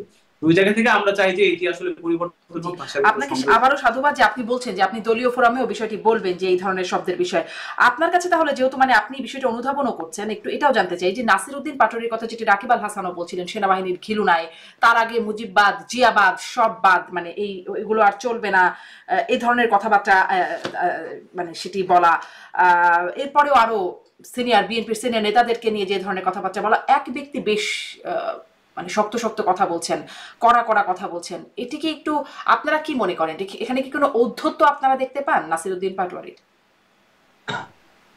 দেখেন, রাজনীতিতে আসলে আপনি যখন মাঠে বক্তব্য দিচ্ছেন, আপনার অডিয়েন্স সাথে কারা আছে বা ওই জায়গায় রাজনৈতিক বর্তমান যে পরিস্থিতি কি, ওই অনুযায়ী আসলে কিন্তু তিনি তার বক্তব্য রাখছেন। তবে তার বক্তব্য, রাজনৈতিক যে বক্তব্যগুলো থাকে সেখানে পলিটিক্যাল রেটরিক যেমন থাকে, সেখানে আসলে বিভিন্ন, এখন নাসিরুদ্দিন পাটোয়ারি দেখেন বক্তব্য যে বিষয়গুলো আলোচনায় আসছে, প্রথমে হচ্ছে তিনি জিয়াবাদ নিয়ে এসেছেন, পরবর্তীতে রাকিব ভাই যেটি বললেন আর কি, যে লুৎফুজ্জামান বাবরকে নিয়ে কথা বলেছেন, তারপরে হচ্ছে বিএনপির বিভিন্ন সিনিয়র নেতৃবৃন্দের বিরুদ্ধে কথা বলেছেন, সর্বশেষ আর্মির একটা ইনস্টিটিউশন হিসেবে সেখানে কথা বলেছেন। ওই জায়গাটি থেকে দেখেন নাসিরুদ্দিন পাটোয়ারি তিনি ড্যামাগগ বক্তব্য দিচ্ছেন বা পপুলিস্ট বক্তব্য দিচ্ছেন, নাকি তিনি যা বলছেন সেটি সত্য কিনা, এটি আসলে কিন্তু জনগণ বিচার করবে। কিন্তু ওই জায়গা থেকে সেনাবাহিনীর যেটি ইস্যুটি সর্বশেষ আলোচনায় আসে, ওই জায়গা থেকে আমরা মনে করছি যে আসলে একটা ইনস্টিটিউশন হিসেবে বাংলাদেশের স্বাধীনতা সার্বভৌমত্ব রক্ষার ক্ষেত্রে, নাগরিকদের নিরাপত্তা রক্ষার ক্ষেত্রে সেনাবাহিনীর অবশ্যই গুরুত্বপূর্ণ ভূমিকা আছে। কিন্তু আসলে সেনাবাহিনীর একটা বিশেষ অংশ, যেটাকে গত 15 বছর আসলে দলীয়করণ করা হয়েছে, সেই জায়গাটা থেকে আসলে সেনাবাহিনীর নাসিরুদ্দিন পাটোয়ারি যে বক্তব্যটি ছিল, আসলে তারা কি সংবিধান বুঝে না, তারা কি রাষ্ট্র বুঝেন, এই জায়গাটিতে এই কারণে তিনি পরবর্তী প্রেক্ষাপট তিনি যেটি বলার চেষ্টা করেছেন যে আসলে বাংলাদেশের আপনি দেখেছেন যে এই যে জেনারেল যে জিয়াউল যিনি রিসেন্টলি গ্রেফতার হয়েছেন 5ই আগস্টের পরবর্তীতে, তিনি একাই পরবর্তীতে রিপোর্টে এসেছে প্রায় 1032 জন মানুষকে তিনি খুন করেছেন। অর্থাৎ তার কিন্তু রাষ্ট্রের নাগরিকদের যে নিরাপত্তা, জীবনের নিরাপত্তা সেটি রক্ষা করার কথা। রাষ্ট্রের কিন্তু কনস্টিটিউশন আপনাকে এই অধিকারটি দেয় নাই যে আপনি রাষ্ট্রের বিরোধী দলীয় নেতা কর্মীদেরকে আপনি মেরে রেল লাইনে ফেলে রাখবেন, আপনি বুড়িগঙ্গা নদীতে ফেলে দিবেন। এই কারণে এই রাষ্ট্র কিন্তু আপনাকে বলে নাই যে আপনি বিরোধী দলীয় নেতা কর্মীদেরকে আয়নাগর বিসিএফ এর মাধ্যমে খুন করবেন। ওই জায়গা থেকে আসলে তিনি আসলে বলেছেন যে এই যে রাষ্ট্রের সংবিধান, রাষ্ট্র, এই ব্যাপারগুলো আসলে সেনাবাহিনীর যে ইনস্টিটিউশন তাদেরকে আসলে বোঝা উচিত। এটি আসলে তিনি বা তারা অপরাধী, তিনি বা তারা অপরাধী, সেনাবাহিনীর ভুল নাই, সেটা কেমন করে চলে আসে? না আপু, আসলে তার ভাষাগত ব্যাপারে আমার আপত্তি আছে। আসলে তিনি যেটি বুঝাতে চেয়েছেন সেটি আরো মার্জিত ভাষায় তিনি বলতে পারছেন। আপনার আপত্তি আছে, কিন্তু আপনার দলের তো কোনো আপত্তির কথা শুনি না। কারণ হাসনাত আব্দুল্লাহ রুমিন ফারহানার ইস্যুতে মানে নির্বাচন কমিশনে যা হলো, তারপর তিনি বললেন যে ধরে নেব এগুলো হাই কমান্ডের নির্দেশনা মতোই হচ্ছে, মানে তাদের যে তৎপরতা সেটি হাই কমান্ড। রুমিন ফারহানা এবং ফজলুর রহমান দুজনের প্রসঙ্গেই তিনি বলেছেন যে হাই কমান্ডের নির্দেশনা মতোই এরকম তৎপরতা বা এরকম তাদের ভাষার ব্যবহার। তো আমরাও কি আসলে এনসিপির হাই কমান্ড বলেই আমরা ধরে নেব যে এরকম আপনারা এটাকে আশ্রয় প্রশ্রয় দিচ্ছে, মানে বা হাই কমান্ডার এটা আশ্রয় প্রশ্রয় দিচ্ছে বা পছন্দ করছে বলেই এরকমটা হচ্ছে? দেখেন, দুইটা বক্তব্যের দৃষ্টিকোণ থেকে দুই ধরনের। মানে বিএনপির যিনি উপদেষ্টা, চেয়ারপারসন যিনি উপদেষ্টা আছেন, তিনি আসলে জুলাই গণঅভ্যুত্থানকে কালো শক্তি, রাজাকার বলা এটি বারবার কিন্তু তিনি বলে যাচ্ছেন। তারপরে দলগত থেকে যখন কোনো ব্যবস্থা নেওয়া হচ্ছে না, তারই পরিপ্রেক্ষিতে কিন্তু বলা হচ্ছে যে দলের থেকে যেহেতু ব্যবস্থা নেওয়া হচ্ছে না তাহলে এটি আমরা ধরে নিব। আর নাসিরউদ্দিন পাটোয়ারির যে বক্তব্য সেটি আসলে মানে ওই জনাব ফজলুর রহমান ওনার সাথে বক্তব্যের সাথে তো আসলে মিলানো বা সিমিলারিটি দেখানো আসলে ঠিক না বলে মনে করছি না। জি, আমিও একটু রাকিব আল হাসানের কাছ থেকেও যাই। বক্তব্য মেলানো একরকম না হলেও আপনি আসলে আপনি কি মনে করেন যে আপনি একটু আগে বলছিলেন যে আমরা দেখলাম যে ফজলুর রহমান রুমিন ফারহানাকে নিয়ে আপত্তির কথা জানালো, হাসনাত আব্দুল্লাহ জানালো বা এনসিপির পক্ষ থেকে বলা হলো যখন, তারপর আমরা ফজলুর রহমানের বিরুদ্ধে ব্যবস্থা নিতে দেখেছি, তাকে শোকজ করা এবং তারপর তার পদও স্থগিত করা হয়েছে। কিন্তু বিএনপিকে আমরা দেখছি না যে তার বাসার সামনে গিয়ে যে কটু কথা বলা হচ্ছে, আবারও সেই টিনের চালে সাওয়া জাতীয় স্লোগান দেওয়া হচ্ছে, মব সৃষ্টি করা হচ্ছে সেখানে গিয়ে, সেখানে কিছু বিএনপির পক্ষ থেকে খুব উচ্চবাচ্য করা হচ্ছে না। বা এমনকি তারেক রহমানকে নিয়ে যখন বলো তখনও যে খুব উচ্চবাচ্য হয়েছিল তাও না। আমরা বা পাকিস্তানের উপপ্রধানমন্ত্রী আসলেন, পররাষ্ট্রমন্ত্রী, সেখানে অনেক আলোচনা হলো, বিএনপিকে খুব উচ্চবাচ্য, মানে ওই সুর মিলানোর কথা আপনি যেটা বলছিলেন, সুর মিলাতে মিলাতে বিএনপি কি একরকম তেজহীন হয়ে যাচ্ছে কিনা, একটু এই প্রসঙ্গেও যেতে চাই। জি, আপনাকে আবারও ধন্যবাদ। আপনার প্রসঙ্গের আগে মেরাজ ভাই যেটা বলছিলেন যে বিএনপি ব্যবস্থা নিচ্ছে না, অথচ দেখুন বিএনপি নিজেরাই বিভিন্ন জায়গায় চাঁদাবাজির কারণে 5,000 মানে একেবারে একটি কর্মী স্থগিত করেছে একেবারে শুরু থেকে। তারা একেবারে তার কষ্ট বলেছে যে আপনারা আইনগত ব্যবস্থা নিন, কারণ আমরা তো সরকারের এক্সিকিউটিভ অর্ডার ফলো করতে পারবো না, সরকারকে আমরা হেল্প করতে চাই। আর একটা বিষয় যেটা বললেন যে ফজলুর রহমানের বিষয়টা, ফজলুর রহমান কিন্তু কারণ দর্শানোর নোটিশ দেওয়া হয়েছিল এবং ওনার এই কারণ দর্শানোর পরে ওনার নোটিশে সন্তুষ্ট না, ওনাকে সব ধরনের কার্যক্রম থেকে 3 মাস ওনাকে স্থগিত করা হয়েছে। অথচ উল্টো জিনিস দেখেন, সেখানে নাসিরউদ্দিন পাটোয়ারি কিন্তু একের পর এক সবাইকে মানে প্রি প্ল্যান আকারে ট্রিগার করার চেষ্টা করা হচ্ছে। উনি সেনাবাহিনী নিয়ে যে ধরনের কথাবার্তা বলেছিলেন, তাদের বলে এ ধরনের কথাবার্তা বলেছিল। তো তাই নয়, তাদের দেখুন তাদেরই একজন নেত্রীর বিরুদ্ধে নারী অভিযোগ এসেছিল, বিরুদ্ধে তার অভিযোগ পরবর্তী সময় তার বিরুদ্ধে কোনো অ্যাকশন না নিয়ে তাকে পূর্ণ পদে বহাল করা হলো। এই জিনিসগুলোর তো এক্সাম্পল সেট করতে পারতো এনসিপি, বরং এনসিপি বরং সেটা করতেছে না। আবার এনসিপি আবার কিন্তু দেখেন বিএনপির গাড়ে দোষটা পাচ্ছে, বিএনপি কিন্তু যাদের বিরুদ্ধে অভিযোগ আছে তাদের বিরুদ্ধে কিন্তু তাদের বিরুদ্ধে অ্যাকশন নিচ্ছে। এবং সে জায়গা থেকে আমি মনে করি যে ধরুন বিএনপির, আর আপনি যে প্রসঙ্গটি আসলেন যে বিএনপি ট্যাজিং হয়ে পড়ছে কিনা, এই মুহূর্তে আসলে একটি জিনিস কিন্তু আসলে হবে, যেহেতু ধরুন 17 বছর ধরে বিএনপি ক্ষমতার বাইরে, তো 17 বছর যদি আপনি হিসাব করেন তাহলে কিন্তু একটি জেনারেশন, প্রায় 2টি জেনারেশনের সাথে কিন্তু বিএনপি যদি বলেন রাষ্ট্র ক্ষমতার বাইরে যদি থাকা হয় তাহলে ধরুন পুলিশ প্রশাসন বা একাডেমিক সব জায়গাতে কিন্তু একটা ডিসকানেক্টেড ব্যাপার থাকে। তার চেয়ে বড় কথা হচ্ছে ধরুন রাজনৈতিক নির্বাচনে 17 বছর ধরেই লন্ডনে রয়েছেন ভারপ্রাপ্ত চেয়ারম্যান। তো সুতরাং ওই যত থাকুক না কেন ওনার থাকুক বা যতই উনি সারাদিন মিটিং করুক, ভার্চুয়াল মিটিং করুক, যত ওই সেই রুটের সাথে কিন্তু সেই নাও যেতে আমার সলিউশন নাও ধরুন এই অন্তর্বর্তীকালীন সরকারকে সবচেয়ে বেশি সহযোগিতা করে আসছে। কারণ আপনি গত 1 বছরের বেশি সময় ধরে দেখুন রাষ্ট্রপতিকে সরার ইস্যু, সংবিধান ফেলে দেওয়ার ইস্যু, তারপরে সেনাপ্রধানকে চেঞ্জ করার ইস্যু, অনেক ধরনের ইস্যু কিন্তু আপনাদের এসেছিল।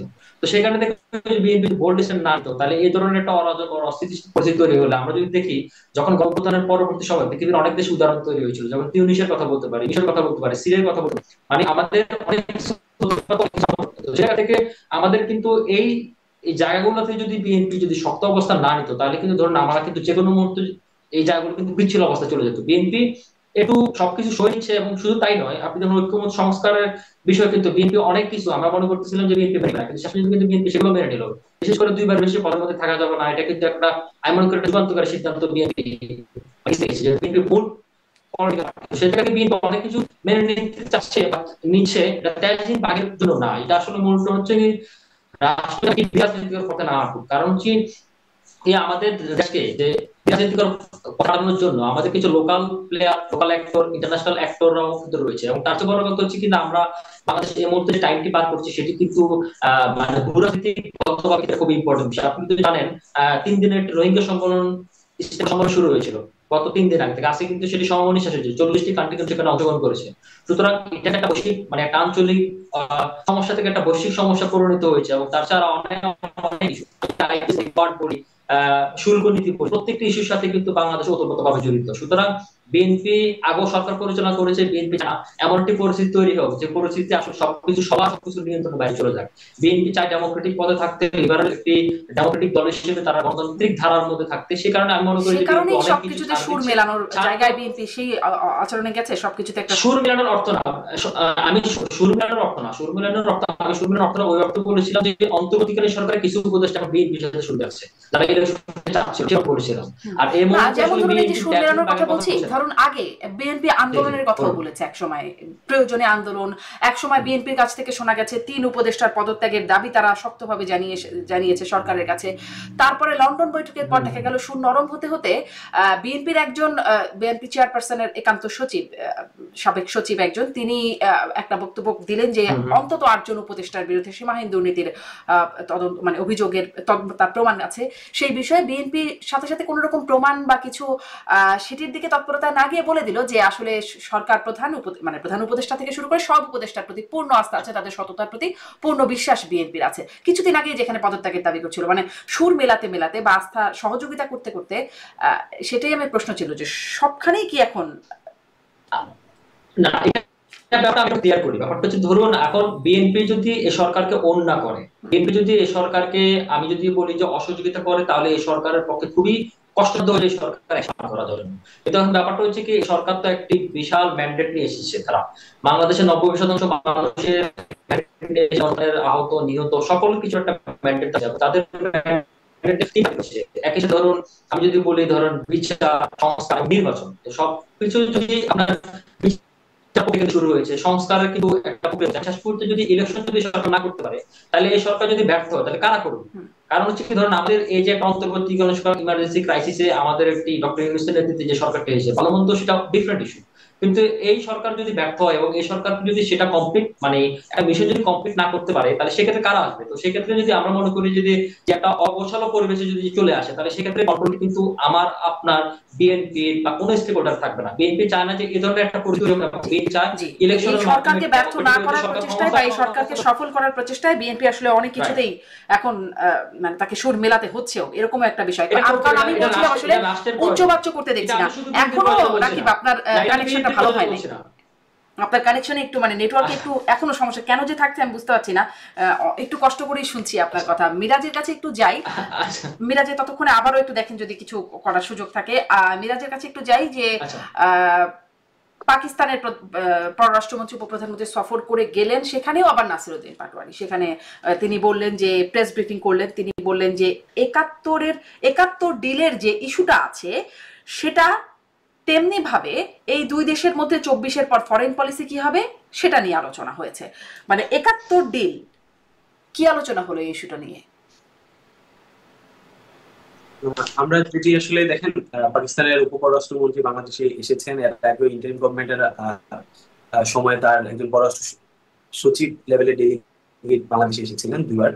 এই জায়গা থেকে আসলে পাকিস্তানে আমাদের সাথে তার সর্বদলীয় একটি বৈঠক হয়েছে বলতে পাকিস্তান উপপররাষ্ট্রমন্ত্রী তিনি বিএনপির সাথে জামাতের সাথে বসেছেন, রাজনৈতিক দলগুলোর সাথে সিরিজ আলোচনার অংশ হিসেবে এনসিপির সাথেও বসেছেন। তো এনসিপি সেখানে স্পষ্ট করে যেটি বলেছে আসলে এনসিপির পক্ষ থেকে, যে 1971 সালের আমাদের যে একটি অমীমাংসিত ইস্যু রয়েছে, আমাদের এই ভূখণ্ডে পাকিস্তান শাসক গোষ্ঠী তখন যে গণহত্যাটি চালিয়েছে, এই ব্যাপারটা আসলে তাদের স্পষ্ট যে অবস্থান, তাদের যে ক্ষমা চাওয়ার ব্যাপারটি সেটি চাইতে হবে। দ্বিতীয়ত হচ্ছে আমাদের পরবর্তীতে যেই তিনটি ইস্যু নিয়ে আসলে বিতর্কিত, সেটি হচ্ছে দুই দেশের মধ্যে আটকা পড়া যে নাগরিক রয়েছে, এই ধরনের সরকারের পক্ষ থেকে কিন্তু এই দাবিগুলো ছিল।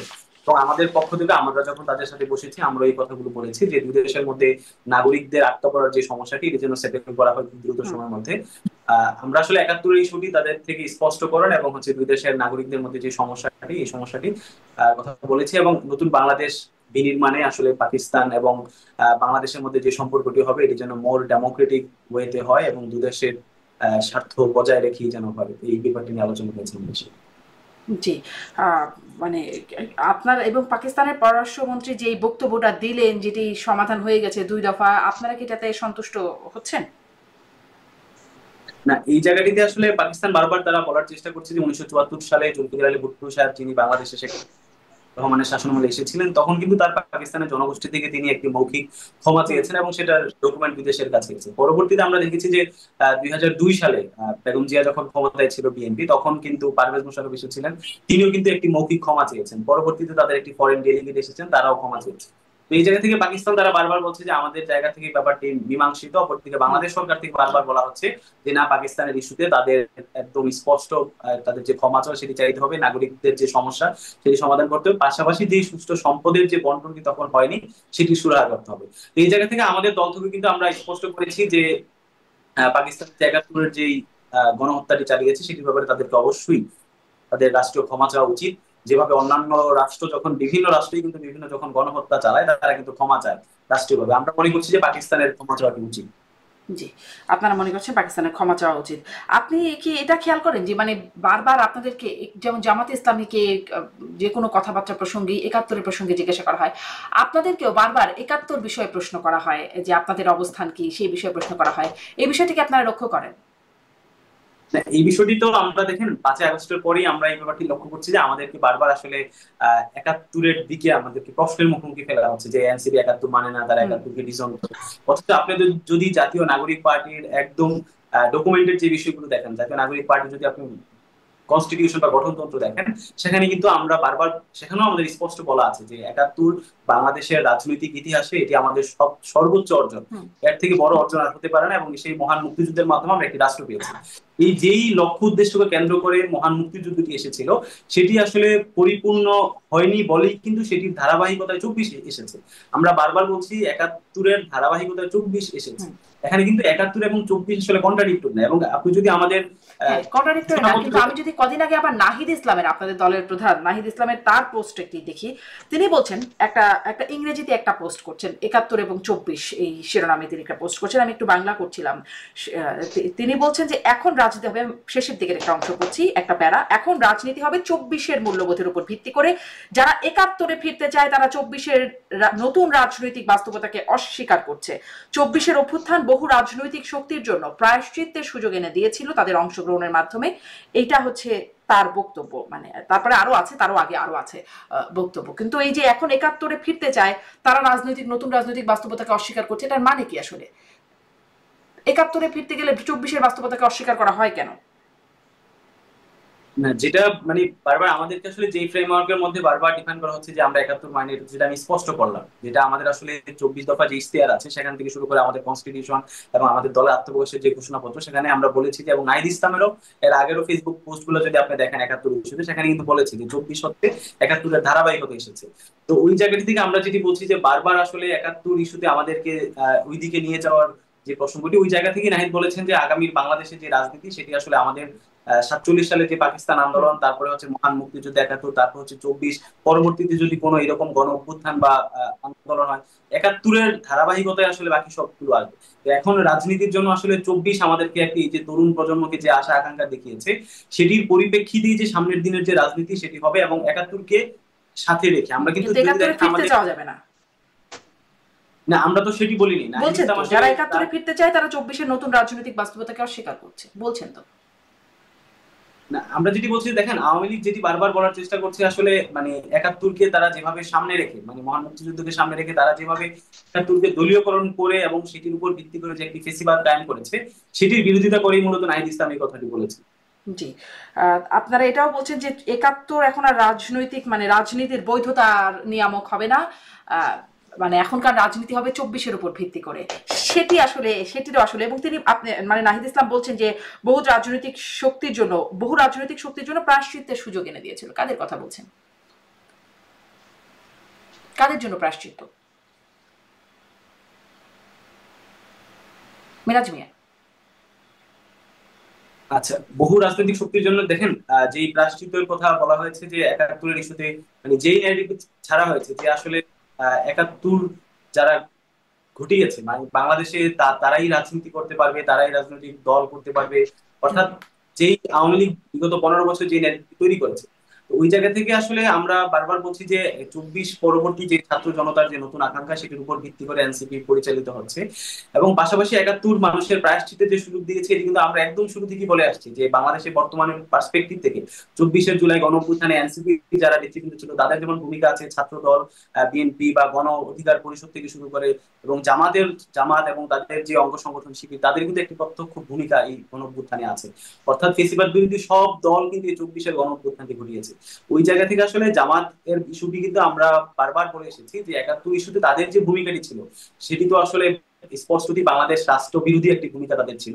ওই জায়গা থেকে আমরা বারবার বলছি জামাতেরও উচিত এই নতুন বাংলাদেশে তাদের যে রাজনীতিটি আসলে নতুন করে শুরু করা, তাদের যে নতুন প্রজন্ম তারা আসলে নতুন ভাবে জামাতকে দেখতে চায়। ওই জায়গা থেকে জামাতের যে একাত্তরের যে ভূমিকা বাংলাদেশ বিরোধী, সেটির ব্যাপারেও আসলে তাদের দলগতভাবে ক্ষমা চাওয়া উচিত। যদিও জামাতের আমির এই 5ই আগস্টের গণঅভ্যুত্থানের পর উনি 2 দুইবার ক্ষমা চেয়েছেন, তবে আমরা মনে করি যে আসলে তার দলগতভাবে একটি স্পষ্ট তাদের একটি বক্তব্য ক্ষমা থাকা চেয়েছেন উচিত। যদি আমরা অপরাধ করে থাকি, যদি কোনো ফৌজদারি অপরাধের প্রমাণ সাপেক্ষে আর কি তিনি বলছেন, তাহলে তিনি কিন্তু নিঃসন্দেহে এদিকে ক্ষমা আমরা চেয়ে বলছি যান। যে তাদের অনেকগুলো দলগতভাবে একটি বক্তব্য, যদিওয়ালা আর কি কথাটা। আমরা বলছি যে রাকিব আল হাসানকে দলগতভাবে আমি একটি একটু বক্তব্য। শোনার চেষ্টা করি, আশা করি যে একটু কানেকশন হয়তো ভালো হবে, আমি একটু শুনতে পাবো। আপনি নিশ্চয়ই দেখেছেন নাহিদ ইসলামের এই ফেসবুক পোস্টটি, বা একাত্তরে মানে আমি একটু পাকিস্তানের পররাষ্ট্রমন্ত্রীর সফর থেকে শুরু করে এই বক্তব্য, মানে একাত্তর প্রসঙ্গে কি মনে হয় তরুণদের অবস্থানটা আসলে কি, আপনার অবস্থান কি, এনসিপির অবস্থান কি, আপনি কিভাবে দেখেন একটু শুনতে চাই। এবং বিএনপি এই বিষয়েও খুব উচ্চবাচ্য করে না, সব প্রসঙ্গ নিয়ে আপনি একটু মূল্যায়ন যদি বলেন। যে আপনাকে আবার ধন্যবাদ। আমি আসলে খুবই দুঃখিত, আসলে আমি 2বার রাউটার রিস্টার্ট দেওয়ার পরও আসলে কানেকশন ঠিক হচ্ছে না এবং আমি ফোন নেটও কানেক্ট করলাম কিন্তু একই দেখাচ্ছে না। আমি খুব দুঃখিত। যাক, আমি একটু একাত্তর প্রসঙ্গে একটু বিস্তারিত আলাপ করতে চাই, কারণ হচ্ছে কি এখানে অনেকগুলো ইস্যু টেনেছেন এবং এটা নিয়ে আমাদের টক শোতে অনেক উচ্চবাচ্য হচ্ছে, কিন্তু এটা মানে টক শো যেহেতু টাইম কম ক্লিয়ার সবাই বলতে পারে না, আমি একটু শর্টকাটে একটু বলি বা একটু ডিটেলসে বলতে চাই। সেটা হচ্ছে দেখুন, আসলে একাত্তর আমাদের জনজীবনে সবচেয়ে বড় অধ্যায়। এখন হচ্ছে কি আপনি যেটা নিজে বলছেন, অনেকেই 71 দিয়ে 24 রাখতে চায়, 24 দিয়ে 71 রাখতে চায়, এবং এই যে লুকোচুরির খেলাটা, সেটা হচ্ছে একটা অপরাধ খেলা এবং সেটা একটা ঘোষণা আমরা করি এবং এটা মনে করি যারা করতে চায় তাদের রাজনীতির জন্য এটা খুব বড় একটা হ্যাম্পারিং বিষয়। আর 2 নম্বর বিষয় হচ্ছে ধরুন 71 ইস্যুটা একটা অমীমাংসিত ইস্যু বাংলাদেশ পাকিস্তানের ক্ষেত্রে এবং জামাত ইসলামের ক্ষেত্রে। আমি আগে পাকিস্তানের ইস্যুটা একটু শেষ করি, যেহেতু আমাদের কিছুদিন আগে যেটা বললেন আপনি, সাম্প্রতিক সফর করেন ওদের পররাষ্ট্রমন্ত্রী এবং একই সাথে উপপ্রধানমন্ত্রী, এরা কিন্তু ওদের পররাষ্ট্র সচিব আমনা বালুসও সফর করে গেলেন। এখন সফর কিন্তু 2টি দাবি মোটা দাগে উঠে এসেছিল, সেটি হচ্ছে তারা রাষ্ট্রীয়ভাবে ক্ষমা চাওয়া এবং ক্ষতিপূরণ দেওয়া।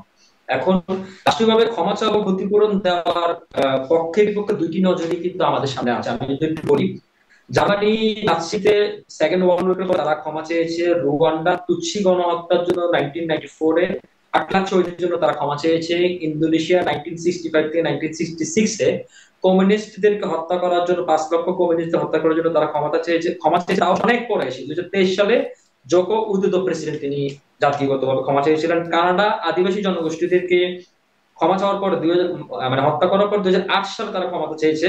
যুক্তরাষ্ট্র আংশিক চেয়েছে, অস্ট্রেলিয়া 2008 সালে তারা ক্ষমা চেয়েছে। এই হচ্ছে ক্ষমা মোটা দাগে ইতিহাস। আমি চাইলে যুক্ত করতে পারি, আবার ক্ষমা না চাওয়ার ইতিহাসটা রয়েছে। যারা ক্ষমা না চাওয়ার বিষয়টা টানে তাদেরকে একটু আমি বলতে চাই, যেমন 1950-এ 15 লক্ষ আর্মেনিয়া হত্যা করার পর জন্য তুরস্ক ক্ষমা চায়নি, দ্বিতীয় বিশ্বযুদ্ধের জন্য জাপান ক্ষমা চায়নি। তারপরে 1932-33-তে স্টালিন যুগে যখন সোভিয়েত ইউনিয়ন ছিল আজকে রাশিয়া, তারাও কিন্তু ক্ষমা চায়নি।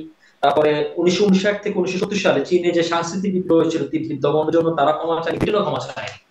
আবার আপনি যে ক্ষতিপূরণের বিষয়টি আনলেন, সেখানে কিন্তু জার্মানি 1952-তে ডিপার্টিশন এগ্রিমেন্টে তারা ইনিশিয়ালি ইসরায়েল ইহুদিকে 3 বিলিয়ন ক্ষতিপূরণ দিয়েছে। হুম। তারপর হচ্ছে কি আপনার ইহুদি সম্প্রদায়কে 450 বিলিয়ন ক্ষতিপূরণ দিয়েছে। রুয়ান্ডা তাদের ক্ষতিপূরণ দিয়েছে, তারা রিভ্যালিউটেশন প্রসেস করে দিয়েছে। কানাডা 2 বিলিয়ন সেটেলমেন্ট এগ্রিমেন্ট তারা ক্ষতিপূরণ দিয়েছে। ইউএস এবং অস্ট্রেলিয়া আংশিক ক্ষতিপূরণ দিয়েছে। আবার একই সাথে ওই যে দেশগুলা স্বীকৃতি তারা দেয়নি এবং তারা ক্ষতিপূরণ দেয়, মানে ক্ষতিপূরণ দেয়নি। তো বাংলাদেশের কাছে পাকিস্তানের বিষয়টা আসলে খুবই সেন্সিটিভ বিষয়। আমাদের আসলে মুক্তিযুদ্ধ, পাকিস্তান, বাংলাদেশ পাকিস্তান সম্পর্ক, এই সবকিছু গুলোকে আসলে কয়েকটি লেন্সে দেখা হয়। একটি ইন্ডিয়ান লেন্সে দেখা হয়, একটি আসলে চেতনাবাদী লেন্সে দেখা হয়, এবং একটি আওয়ামী লেন্সে দেখা হয়। কিন্তু আমাদের এই মানে অমীমাংসিত বিষয়গুলো আসলে শুধুমাত্র বাংলাদেশি যদি লেন্সে দেখা হয়, তাহলে আমি মনে করি যে এটার একটা গ্রহণযোগ্য বা এটার একটা সলিউশন হওয়া সম্ভব। এবং অনেকে মনে করে, অনেকে বলে, আমি আমলে খুব শুনতাম যে পাকিস্তানের সাথে সম্পর্ক হতে পারে না। আমি মনে করি যে আসলে সম্পর্ক পৃথিবীতে আসলে কখনো মানে একেবারে পার্মানেন্ট শত্রু মিত্র বলে কোনো কথা নেই। কারণ হচ্ছে কি আপনার আজকে শত্রু কালকে কিন্তু মিত্র হতে পারে, আজকের মিত্র কালকে কিন্তু শত্রু হতে পারে। পৃথিবীতে অনেক উদাহরণ আছে, আমি চাইলে আপনাকে অনেক উদাহরণ দিতে হুম। পারি। তো সে জায়গা থেকে ধরুন আমি একটি বড় উদাহরণ আপনাকে দেই, সেটি হচ্ছে ধরুন 1955 থেকে 1975-এ ইউএস এর ভিয়েতনামের একটা সংঘর্ষ, 20 বছরের সংঘর্ষ হয়েছিল। 1995-এ তারা সম্পর্ক স্থাপন করে। ইউএসএ জাপানে তারা হিরোশিমা নাগাসাকি যুদ্ধের জি। পর তারা সম্পর্ক স্থাপন করে। এরকম অনেক ইউএসএ ইউকে করে, দিতে আমি পারবেন আরো একদম নিকট, মানে অনেক সম্প্রতি উদাহরণ। সময় যদি বলি, ট্রাম্পের সাথে মোদির চরম বন্ধুতা এখন আস্তে আস্তে হ্যাঁ, কমতে কমতে তলানির দিকে যাচ্ছে, সেরকমটা রাইট রাকিব আল রাইট হাসান, তো সেরকমটা এখন দেখতে পাচ্ছি। আমি শেষ করি। তো পাকিস্তানের ইস্যুটা হচ্ছে, দেখুন পাকিস্তানের এই বিষয়টা কিন্তু বাংলাদেশের জন্য খুবই সেন্সিটিভ ইস্যু। হুম। দেখুন আপনার বাংলাদেশে যে একটি মুক্তিযুদ্ধ হয়েছে, বাংলাদেশে গণহত্যা হয়েছে, বাংলাদেশের সংখ্যার যতই বিতর্ক থাকুক না কেন, বাংলাদেশে অনেক মানুষ শহীদ হয়েছে, বাংলাদেশের বুদ্ধিজীবীদেরকে হত্যা করা হয়েছে, মানে অনেক কিছু করা হয়েছে। তো সেই জায়গা থেকে ধরুন আমি মনে করি যে পাকিস্তানের জায়গা থেকে বাংলাদেশের পাকিস্তানের সম্পর্ক অবশ্যই সম্ভব, কিন্তু তার আগে যেহেতু এটা বাংলাদেশের একটা পিপল সেন্টিমেন্টের জায়গা, বাংলাদেশের একটা ইমোশনের জায়গা, আমার মনে হয় যে পাকিস্তান 1974-এ যেটা উনি বললেন যে রাহুল সংগঠনের ক্ষেত্রে 2002 সালে পারভেজ মোশাররফ তারা ব্যক্তিগতভাবে বা অনানুষ্ঠানিকভাবে ক্ষমা দিয়েছে, কিন্তু জাতীয়ভাবে তাদের ক্ষমা চাওয়া উচিত, এটা আমি একবার মনে করি। আর 2 নম্বর যে জিনিসটা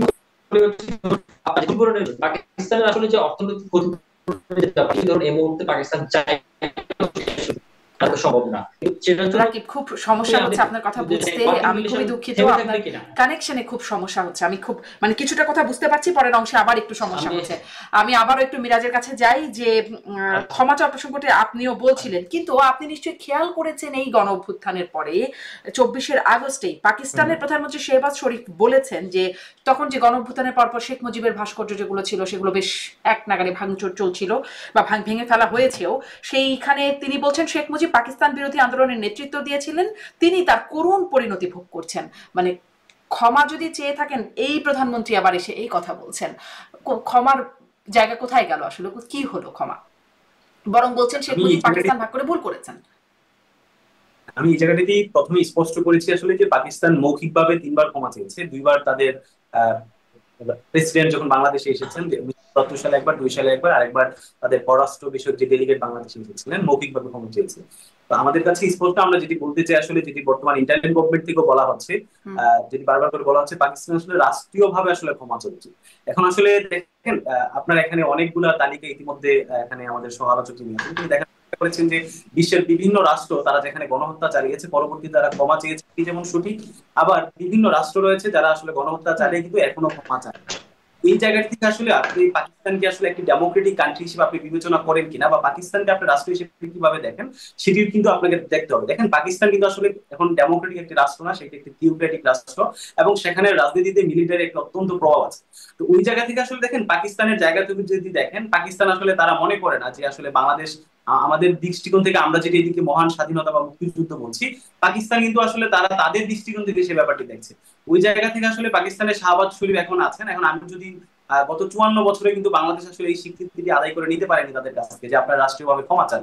এখন পাকিস্তানের দৃষ্টিকোণ থেকে আসলে তারা যদি একটি ডেমোক্রেটিক রাষ্ট্র হইতো, ওই ধরনের সিচুয়েশন হইতো, আমার কাছে মনে হচ্ছে যে সেটি আসলে সম্ভব ছিল পাকিস্তানের পক্ষ থেকে, এবং তাদেরকে ক্ষমা চাওয়া উচিত। কিন্তু যেটি সমস্যা হচ্ছে আসলে পাকিস্তানের যে ইন্টারনাল যে পলিটিক্সটি আছে, সেই পলিটিক্সে যদি আপনি এখন বাংলাদেশ ইস্যুটি আসলে তাদের ইন্টারনাল পলিটিক্স আসলে খুব বেশি গুরুত্বপূর্ণ না ক্ষমা চাওয়ার বিষয়টা। এখন যদি ধরেন শাহবাজ শরীফ যদি সে রাষ্ট্রীয়ভাবে ক্ষমা চায়, তার কিন্তু ইন্টারনালি আসলে সেই পলিটিক্সটি সেখানে থাকে না তার দেশে। এর আগে ইমরান খান ক্ষমতায় ছিল, তিনিও কিন্তু আসলে মৌখিকভাবেই এক ধরনের একটা ইঙ্গিত দিয়েছিলেন যে আমরা আসলে জনগণের পক্ষ থেকে আমরা দুঃখ প্রকাশ করছি, কিন্তু রাষ্ট্রীয়ভাবে তিনি ক্ষমা চান নাই। কারণ তার দেশের যে পলিটিক্যাল যে সিনারিও, তার দেশের পলিটিক্যাল রাষ্ট্রীয় যে অ্যাপারেটাস আছে, সেই দৃষ্টিকোণ থেকে আসলে তাদের বিবেচনা করতে। ওই জায়গা থেকে আমরা মনে করছি যে আসলে বাংলাদেশের বিগত 54 বছরও কিন্তু আসলে এটি আসলে কোনো সেটেলমেন্ট আমরা করতে পারিনি। আসলে যে সরকারি এসেছে বারবার বলেছে পাকিস্তানের উচিত ক্ষমা চাওয়া, পাকিস্তানের উচিত নাগরিক সমস্যাটি সমাধান করা, পাকিস্তানের উচিত আমাদের যে অর্থের যে সুষম অর্থের যে বন্টন, সুষম বন্টন সেটি করা। তো ওই যে দৃষ্টিকোণ থেকে আসলে এটি চলতেই থাকবে বাংলাদেশের দৃষ্টিকোণ থেকে। ওপর দিক থেকে পাকিস্তানও আসলে তারা বারবার বলবে আমরা মৌখিক ক্ষমা চাচ্ছি, এই ক্ষমা বিষয়টি চেয়েছি। চলতেই থাকবে, কিন্তু তো এই নাসিরউদ্দিন পাটোয়ারিকে যেভাবে বললেন 71 ডিলের যে ইস্যুটা আছে, মানে যে পুরো বিষয়টা আসলে 71 ডিলের ইস্যু হয়ে গেল সেইখানে। আমি আপনার কাছে আরেকটা প্রশ্ন করতে চাই। আপনারা একই স্লোগান শেয়ার করেন, দলীয় স্লোগান, মানে একই রকম স্লোগান শেয়ার করেন, ইনকিলাব জিন্দাবাদ আপনারা, বা মুজিববাদ মুর্দাবাদ, এই যে স্লোগানগুলো সেগুলো আমরা দেখি প্যারিস প্রবাসী online activist YouTuber Pinaki Bhattacharya তিনিও এই বিষয়গুলো মানে সব সময় সব তার কন্টেন্টের সাথে সাথে এই বিষয়গুলো, এই স্লোগানগুলো বলেন।